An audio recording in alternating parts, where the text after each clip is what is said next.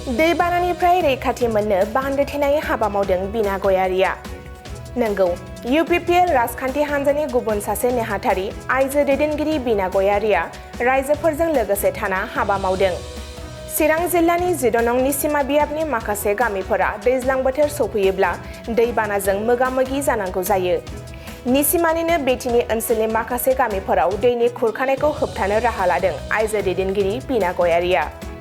रायजोफोरनि खावलायनाय बायदियै बिटिआरनि गाहाय खुंगिरि प्रमद बर'नि मदद आरो बिना गयारिनि नोजोराव माथावरि एबा बान्दो थेनाय हाबा मावदों।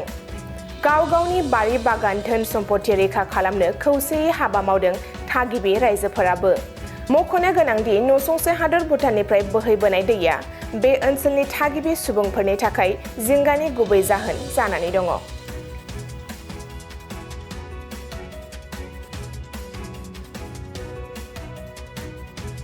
जे लांखार दै, बे दैया जोबोद गिलु बालु बाना जायो। दा बे बाना जानायाव प्रत्येक बोसोरावनो जोङो बे दैया बबेथिं थांगोन बेखौ मिथिया। बेखायनो बाना जाबा होबथानो गोनां जायो। देग्लायबो नै दाखालिसो एसे अखा हानायावनो सानब्रैसो अखा हानायावनो दैया देरनानै नैबे थांनाय बोसोराव जोङो जि माथावरिखौ होदोंमोन बे माथावरिया बायफ्लंनानै थांदों। दा बायफ्लंनाय लोगो लोगो रायजो राजा आइ आफाया आंनि सेराव थांनानै बुंनायलाय आरो बिथांमोनहा चिफ सारनिसिम गांसे लाइजाम एबा आर'जलाइ गथायहैनायलाय आं बिथांमोननो खोथा होदों जे जोंहा मानगोनां बिटिआरनि चिफ प्रमद बर' सारा जेब्लायबो रायजो राजाजों दङ, गनायगोन, जेबो नङा, नोंसोर सिन्था खालामनाङा होननानै आङो बिथांमोननो खोथा होनानै दाखालिसो आङो रायलायहैयो। अब्ला मावनानै होनो थाखाय खावलायनायलाय दिनै आङो मावनानै होनो होननानै सानथाम जाबाय JCB गंसे आरो ट्रेक्टर बिदिनो हरदों बिथांमोननो। आरो माथावरिल' खोनानै जानाय नङा होननानै बर्डार प्रटेक्सन होनो थाखाय नेट फेन्सिंखौ लाबोना होफैनाय जादों। बिथांमोनहा 150 फुट हिसाब होनायलाय डाबल 150-300 फुटनि नेटखौ होफैनाय जादों। दा आरो बिथांमोनहा थोनाय नङा होनोबा आरोबाव बेब'स्था खालामनानै होनाय जागोन। दा बेखायनो आङो खावलायदों रायजो राजा आइ आफानिसिम जे जोंहा मानगोनां बिटिआरनि चिफ प्रमद बर' सारा जेब्लायबो रायजो राजाजों दं, रायजो राजानि दुखुआव जेब्लाबो बाहागो लाफागोन। ओंखायनो सारनि सेराव थांनानै खिन्थाहैनाय लोगो लोगो सारा माब्लाबाबो ना खालामफेराखै। गोबाव बोसोर जाखाबाय बिथांमोनहा खेबथाम जाबाय बिथा सोलायनांनाया। बे गामिया खेबथाम जाबाय। बै बोसोराव माने बे समाव सरकारा जोंनि नङामोन बा UPPLनि नङामोन। बे समाव BPF राजनितिक दोलोनि सरकार दंमोन।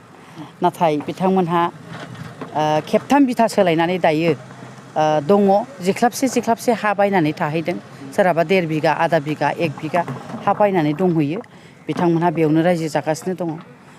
हरखाब भुटाननिफ्राय दै हगार हरनायाव नैबे गेजेरजों बायफ्लंनानै एसे खहा खालामबावदों, होमब्लाबो बांद्राय खालामनो हायाखै आरो। ओमफ्राय दा नैबे बायफ्लंनानै थानायखौ जोंना बिना बायद'आ जोङो मानगोनां गेदेर सार प्रमद बर'नो गांसे लाइजाम लिरदोंमोन। बे लाइजाम लिरनानै हरनायाव जोंना प्रमद बर' सारा जों जाखौ बिदों बेखौनो हरबाय। दा बिना बायद'आ जोंना फैनानै बेखौ मावनानै होफैबाय। दा ओरैबायदि मावनानै होबाय, जोंना JCB हरबाय सानथाम। दा बेजों जों बायनाय माथावरिखौ खोबाय। ओमफ्राय बेजों लोगोसेनो ट्रेक्टर हमबाय। ट्रेक्टर हमनानै ओरै बल्दार रायजो राजाफ्रा रोगाबाय। ओमफ्राय नेट हरबाय। बे नेटआव जों दा जाबगासिनो बिदि जादों आरो। दा बिनि गेजेराव मोनसे खोथाखौ आं बुंबावनो सानदों। जोङो 2016-17आवबो जोङो एकदम हालाय हाफाय जानानै लिरिफ थानांदों। मास मोनब्रै मोनबासो लिरिफ थादों आरो बिदिनो उनाव खुनुरुखुमै एसे सोरबा खामला मुजिरा मावनानै बिगासे बिगानै आधा बिगासोबाबो बायनानै बिदिनो थाबाय आरो।